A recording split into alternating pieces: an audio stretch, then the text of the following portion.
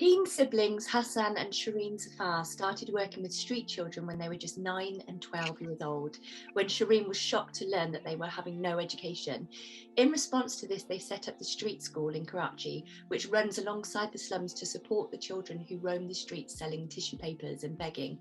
The street school was one of the first of its kind in Pakistan, and they're joining me now to tell me their story. Welcome, both of you. Thank you. Hello. Great to see you. Hasan and Shireen, you started working with street kids at such a young age. What inspired you to become so passionate about helping these children? From the very early age, we used to think that how we can change Pakistan in a positive way. Like, what can the youth do for making Pakistan a safe and a better homeland? I'm such a person who always wanted to contribute in our society for a good and for a positive change, but couldn't find any platform for that. One day, me and Hasan, we both were passing by the street. Then one poor girl came up to us, and instead of asking for some money, she was like, can you please teach me, because I love to study and I can't go to any school because my parents will not allow me to go, because I live here on the street and I was born here. That was a hit point at that time. Yes, and that's how we started the street school. And one more thing, there are around more than 2 million street children in Pakistan. So I think now in 2016 it was the best time to start something as a street school, so we can decrease the numbers. That's an incredible statistic, and actually quite shocking to hear that, so amazing the work that you're doing. Because, there are countries where population is a total of 2 million, and in Pakistan there are 2 million plus street children alone. So you can only imagine what it is like here. That's incredible. And I know that the street school's been running for a while now, but when I spoke to you previously, you mentioned that you faced quite a lot of challenges in the beginning. And what was the hardest thing that you found about setting up the school? Starting a school on street was itself a challenge for us, because when you try to go and try to convince the parents of these kids, they hesitate because they usually think that you are getting away the breadwinners of their family. They were like, why will we send the kids to your school, and why will we give them 2 hours break a day? Instead, they can go on the busy street and earn for their family. Then me and Hasan decided to go and talk to their parents and try to convince them, me and Hasan. It was actually quite hard because these parents, these are used to survive on the money that their children earn. So it was actually very difficult for us to let their children study, but we came up with the concept of giving cash incentives and helping them in other financial ways. So that's how they allowed us to teach their children on our school. And again, quite shocking to hear that, when you think, parents are usually earning money so that they can look after their children, and to have it being the other way around. People outside of Pakistan think that the high number of street children in Pakistan is due to the fact that there are no schools, there are no government schools, but that's actually not true. There are thousands, if not hundreds of thousands of government schools here, which are totally free.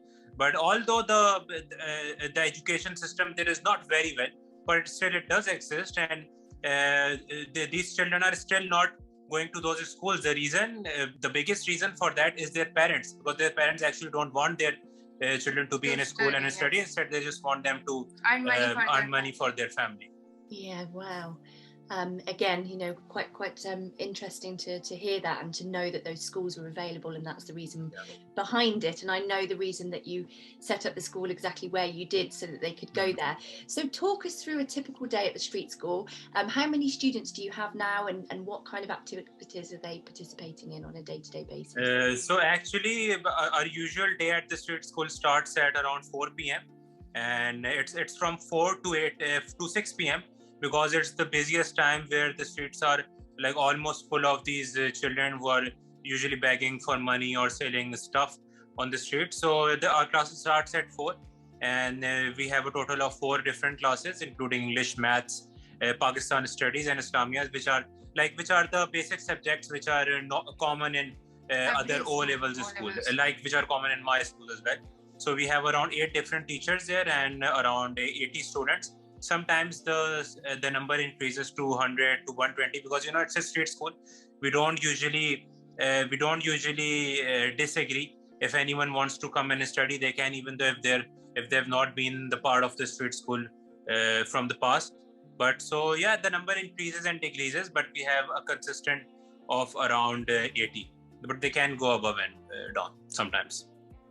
That's great and wonderful to know that your doors are open, regardless of whether they can come full time or not, because I think it's important. Because we don't, like other schools, we don't usually have a admission procedure, because it just makes things complicated for these children. So that's why we just let anyone who wants to come in, we just let them in.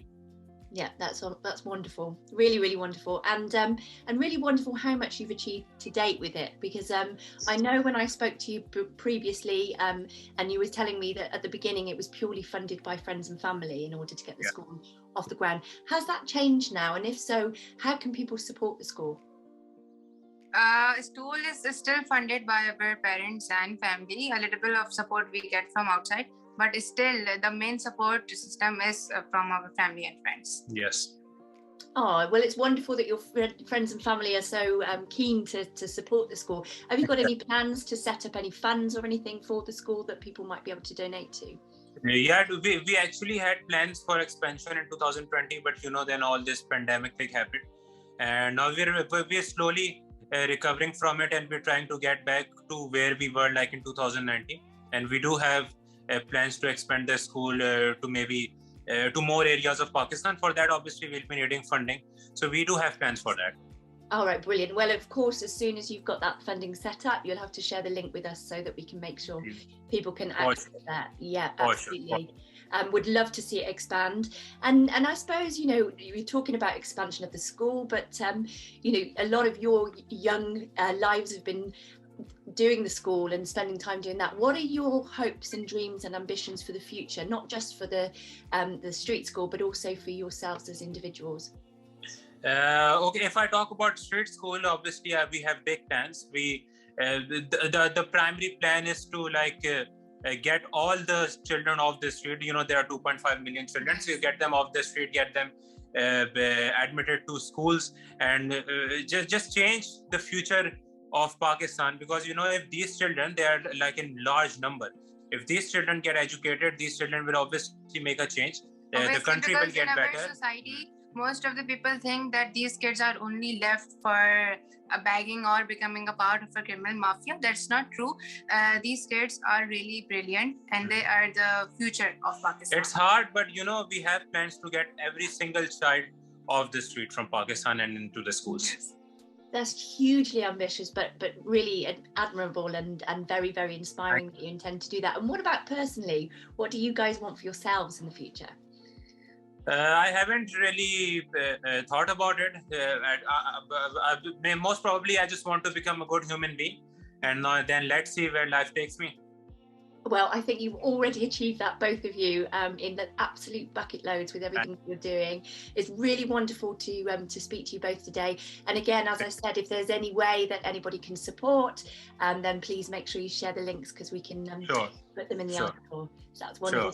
Thanks ever so much for joining me today.